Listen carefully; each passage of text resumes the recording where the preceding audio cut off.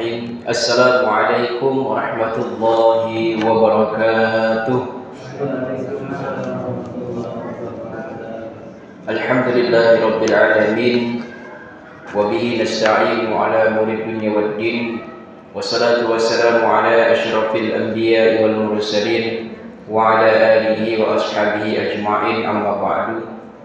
Bapak-bapak, saudara-saudari jemaah salat Aisyah dan insyaallah salat tarawih dan witir Masjid As-Shadiqin yang dimuliakan Allah Subhanahu wa taala yang saya hormati, marilah kita senantiasa bersyukur kepada Allah Subhanahu wa taala yang masih memberikan kita kekuatan untuk berpuasa di siang hari dan berdiri untuk melaksanakan tarawih di malam harinya.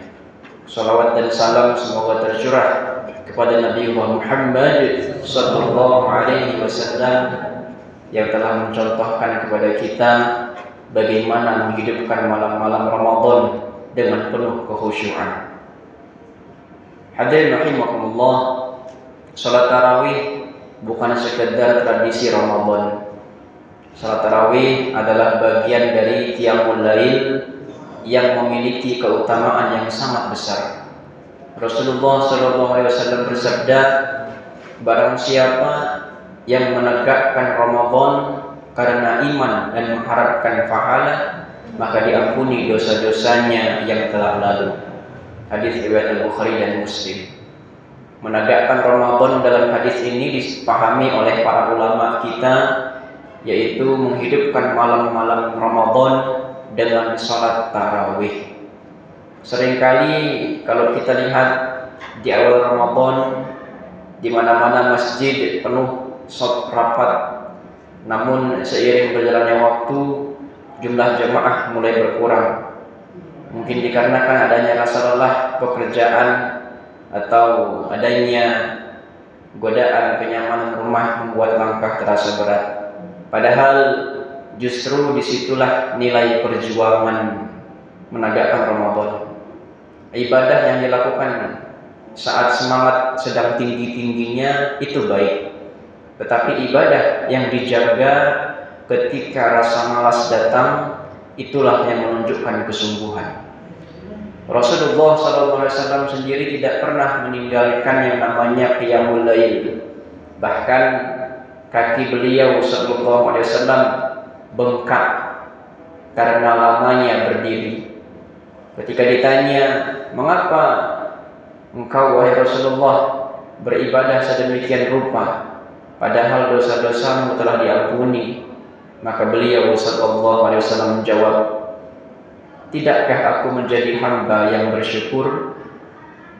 Jawaban inilah yang mengajarkan kita bahwa ibadah malam adalah wujud rasa syukur kita kepada Allah Subhanahu wa taala.